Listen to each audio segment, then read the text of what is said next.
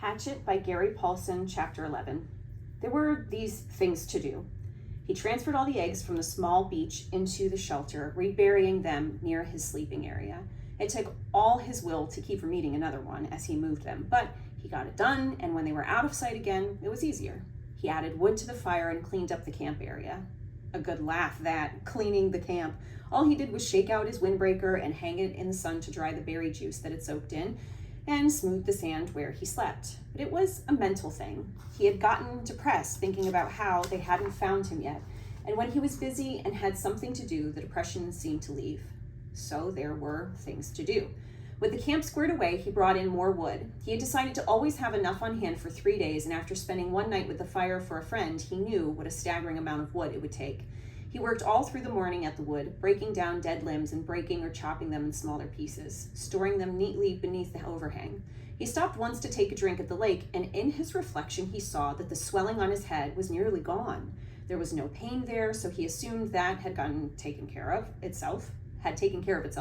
His leg was also back to normal, although he had a small pattern of holes roughly star-shaped where the quills had nailed him. And while he was standing at the lakeshore taking stock, he noticed that his body was changing. He had never been fat, but he had been slightly heavy with a little extra weight just above his belt at the sides.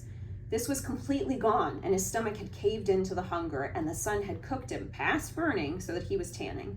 And with the smoke from the fire, his face was starting to look like leather. But perhaps more than his body was the change in his mind, or in the way he was becoming. I am not the same, he thought. I see, I hear differently. He did not know when the change started, but it was there. When a sound came to him now, he didn't just hear it, but would know the sound. He would swing and look at it, a breaking twig, a movement of air, and know the sound as if he somehow could move his mind back down the wave of sound to the source. He could know what the sound was before he quite realized he had heard it. And when he saw something, a bird moving a wing inside a bush or a ripple on the water, he would truly see that thing, not just notice it as he used to notice things in the city. He would see all parts of it, see the whole wing, the feathers, see the color of the feathers, see the bush and the size and shape and color of its leaves. He could see the way the light moved with ripples on the water and see that the wind made the ripples and which way that wind had to blow to make the ripples move in that certain way. None of that used to be in Brian, and now it was a part of him, a changed part of him, a grown part of him, and the two things, his mind and his body, had come together as well, had made a connection with each other that he didn't quite understand. When his ears heard a sound or his eyes saw a sight, his mind took control of his body.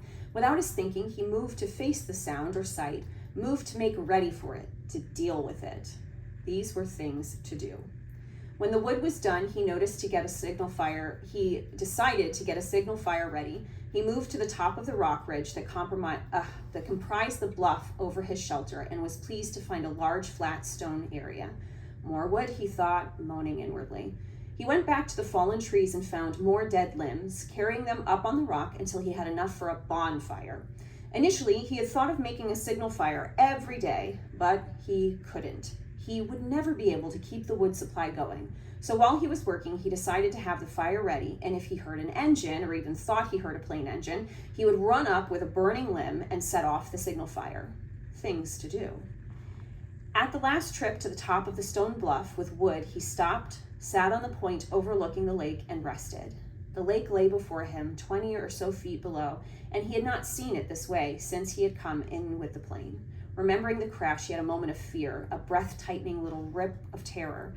But it passed, and he was quickly caught up in the beauty of the scenery. It was so incredibly beautiful that it was almost unreal. From his height, he could see not just the lake, but across part of the forest, a green carpet, and it was full of life, birds, insects. There was a constant hum and song. At the other end of the bottom of the L, there was another large rock sticking out over the water, and on top of the rock, a snaggy pine had somehow found food and grown, bent and gnarled. Sitting on one limb was a blue bird with a crest and a sharp beak, a kingfisher. He thought of a picture he had seen once, which left the branch while he watched and dove into the water. It emerged a split part of a second later. In its mouth was a small fish, wiggling silver in the sun. It took the fish to a limb, juggled it twice, and swallowed it whole. Fish! Of course, he thought. There were fish in the lake, and they were food. And if a bird could do it. He scrambled down the side of the bluff and trotted to the edge of the lake, looking down into the water. Somehow, it had never occurred to him to look inside the water, only at the surface.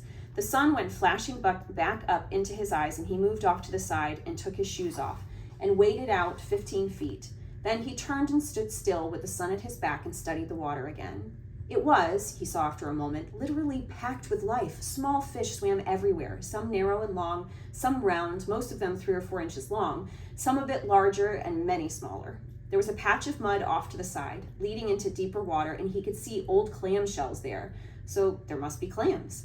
As he watched, a crayfish, looking like a tiny lobster, left one of the empty clam shells and went to another looking for something to eat, digging with its claws. While he stood, some of the small, roundish fish came quite close to his legs, and he tensed, got ready, and made a wild stab at grabbing one of them. They exploded away in 100 flicks of quick light, so fast that he had no hope of catching them that way. But they soon came back, seemed to be curious about him, and as he walked from the water, he tried to think of a way to use that curiosity to catch them. He had no hooks or string, but if he could somehow or how lure them into the shallows and make a spear, a small fish spear, he might be able to strike fast enough to get one. He would have to find the right kind of wood, slim and straight. He had seen some willows up along the lake that might work, and he could use the hatchet to sharpen it and shape it while he was sitting by the fire tonight.